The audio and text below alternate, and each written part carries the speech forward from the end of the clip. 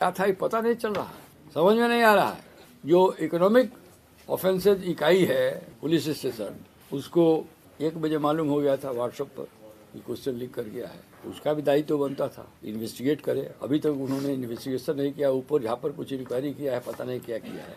विद्यार्थियों ने लिख के दिया अभ्यर्थियों ने कहा कमीशन तो खुद ही इन्वॉल्व है। कमीशन का फेल्योर है, डेलिबरेट फेल्योर है या ऐसे फेल्योर है, लेकिन ये बात अवश्य लगता है कि कमीशन का कहीं न कहीं कुछ लोग इसमें जरूर इन्वॉल्व हैं।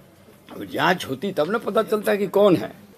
13 तारीख को एग्जामिनेशन होना था, 1 बजे क्वेश्चन लीक हो गया ट्विटर पर, जिसको आजकल एक्स या क्या कहते हैं, तमाम बिहार में घूम गया। 912 एग्जामिनेशन सेंटर था, सभी लोग समझ गए, सभी लोग देख लिए। बहुत सारे सेंटर में जैमर नहीं लगा हुआ था। एसओपी के अनुसार, रूल के अनुसार जहाँ भी एग्जामिनेशन सेंटर है वहाँ पर जैमर लगना चाहिए।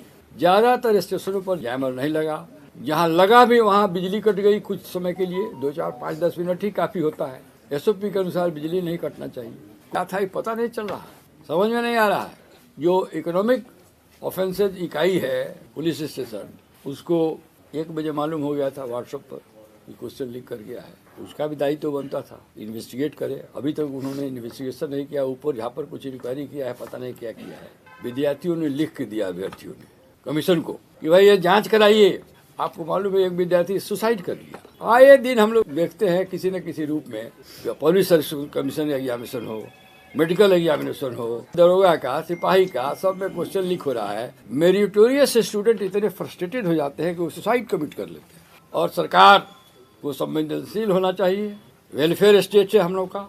हमारा संविधान भी कहता है कि government should be responsible and responsible to the causes of student, general public. यहाँ तो सरकार बहरी हो गई है। लड़के आंदोलन में चले गए, गर्दनी मांग बैठे रहे। जब प्रशांत किशोर जी को ये मालूम हुआ बच्चों के साथ अन्याय हो रहा है, एग्जामिनेशन में धांधली हुई है, तो उन्होंने इनके साथ कंधे में कंधे मिलाकर इनका जो आंदोलन था, इनका जो मिशन था कि री एग्जामिनेशन हो, उसमें वो शरीक हुए।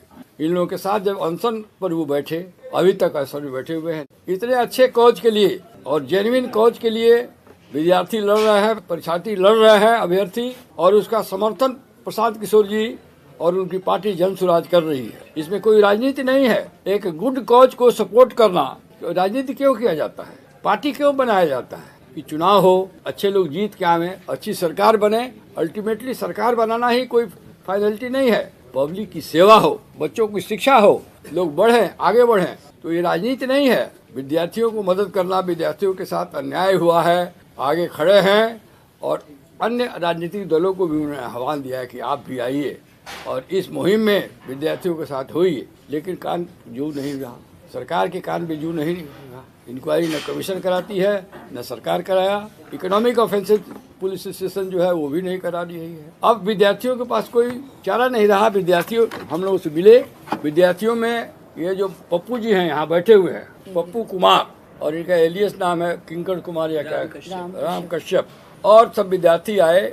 इन लोगों ने बन बनाया कि हम लोग जब कार्यपालिका सरकार इनकी बात नहीं सुन रही है, अनशन पर बैठे हुए हैं, तो हम लोग इस मैटर को न्यायपालिका में ले जाना चाहते हैं। बात बिल्कुल ठीक हुआ।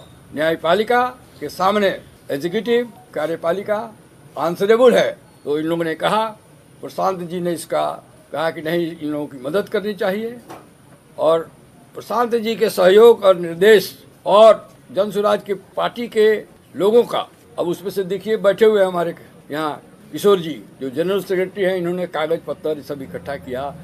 ये जो पप्पू है वो सब कागज लाया। बहुत कागज छिपाया जा रहा था, बहुत मुश्किल से निकाल पाए हैं लोग। सरकार के स्तर पर, कमीशन के स्तर पर जो डॉक्यूमेंट्स जिसमें वो पकड़े जा रहे हैं, जिससे मलाफाइडी लग रहा है, जो जिससे मैल प्रैक्टिस हुआ है, उजागर हो रहा है, उसको छिपाया जा रहा था, वो सब निकाल के लाए। प्रसाद जी ने कहा कि नहीं, हम लोग इनको मदद करेंगे।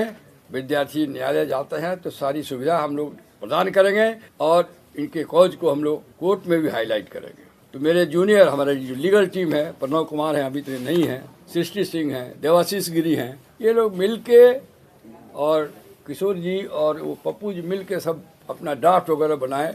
क्या क्या खामियां हुई हैं, और खामियां 2-4 खामियों को हम बताया है, बहुत सारी खामियां हैं जो इलीगलिटी हुआ है। 28 सेंटर पर ग्लैरिंग वायलेशन ऑफ लॉ हुआ है, वायलेशन जो नॉर्म्स है एग्जामिनेशन का वो नहीं हुआ है, सब हम लोगों ने दिया है। कहीं पर इन्विजिलेटर ही नहीं गए, कहीं पर क्वेश्चन पेपर ही समय से नहीं पहुंचा, कहीं पर लेट एग्जामिनेशन शुरू हुआ, किसी किसी स्टेशन पर बायोमेट्रिक्स नहीं हुआ जो कि मैंडेटरी है, कुछ स्टेशन पर तो टीचर्स ही परीक्षार्थी को मदद कर रहे थे, हेल्प कर रहे थे, और some of the invigilators themselves were prompting answers to the at some stations। ये सब लिखे हुए बातों को रिप्रेजेंटेशन कमीशन को भी दिया गया है, विद्यार्थियों द्वारा सरकार में भी दिया गया है, लेकिन किसी ने कुछ। कमीशन का तो एक कारण समझ में आता है इंक्वायरी न कराने का, कमीशन तो खुद ही इन्वॉल्व है। कमीशन का फेल्योर है, डेलिबरेट फेल्योर है या ऐसे फेल्योर है, लेकिन ये बात अवश्य लगता है कि कमीशन का कहीं न कहीं कुछ लोग इसमें जरूर इन्वॉल्व हैं। अब जांच होती तब न पता चलता है कि कौन है। अब बापू एग्जामिनेशन सेंटर पर तो सरकार स्वयं ही मान ली है, कमीशन स्वयं ही मान लिया है कि जहां 173 क्वेश्चन सेट्स ऑफ क्वेश्चन गया और 192 होना चाहिए था, ऐसा कैसे हो गया? तो बापू सेंटर एक ही सेंटर पर ये लोग मान रहा है कि फैक्ट ये है कि एविडेंस, डायरेक्ट एविडेंस दिया है, रिट पिटीशन में लिखा हुआ है, सरकार के पदाधिकारी कमीशन पढ़ ले रिट को, उनको इसको सर्विस किया जा चुका है, उनको मिल चुका है, इसकी नोटिस दी जा चुकी है। पढ़ें तो समझ जाएंगे कि 28 सेंटर पर तो अपरेंटली लगता है माल प्रैक्टिस हुआ है, रूल नहीं फॉलो हुआ है और स्कोप ऑफ मैनिपुलेशन है, मैनूवरिंग है, सब दिखाई दे रहा है।